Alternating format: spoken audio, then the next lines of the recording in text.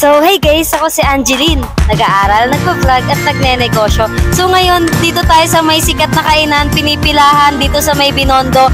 Ang location nga pala niya is nasa gilid lang siya ng Binondo Church. Ito nga pala yung Chuanki. Tapos ang Pinipilahan siya kasi ito daw yung oldest na pagkainan dito sa may Binondo. Tapos masasarap din daw yung pagkain. So ngayon, itatry natin kung legit ba na masarap yung pagkain nila.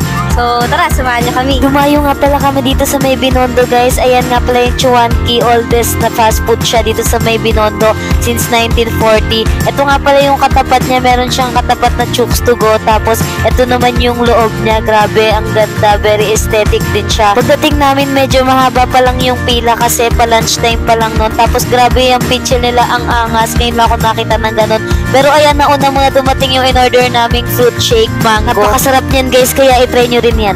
Nauna dumating yung in-order namin na fruit shake mango. So titikman natin kung anong lasa nito.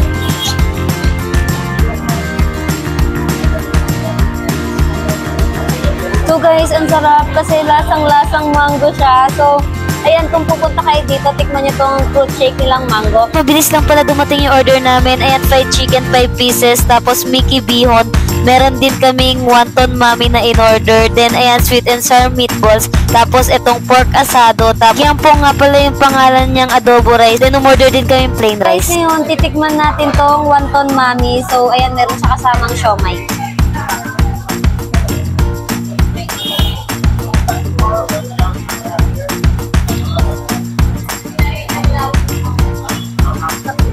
Guys, grabe ang sarap ng sabaw. Yung sabaw niya, hindi natin kadalasan natitikman kahit sa luto ng bahay.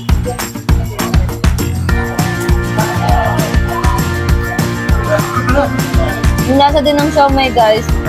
Iba niya sa mga nabibili natin sa kanto. So, ayan. Itong wonton mami, i-rate natin siya ng 9 out of 10. At ayan, for the kain muna kami guys dahil gutom na rin kami, lunchtime na yan. At grabe, ang sarap talaga ng mga pagkain nila dyan, kaya i-try nyo. So guys, ito titikman natin yung pork asado. So, i-rate natin siya.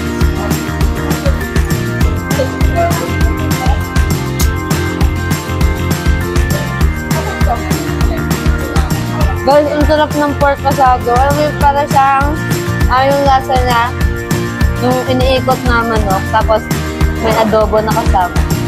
So, ayun, ang sarap guys. So, hey guys, ngayon, tapos na nga pala kami kumain dito sa may oldest fast food sa Binondo. Ito nga yung Chuanki guys, grabe, napaka-solid ang pagkain dito. I-rate ko to ng 10 out of 10. Grabe, busog na busog kami. Sobrang sulit ng binayad namin.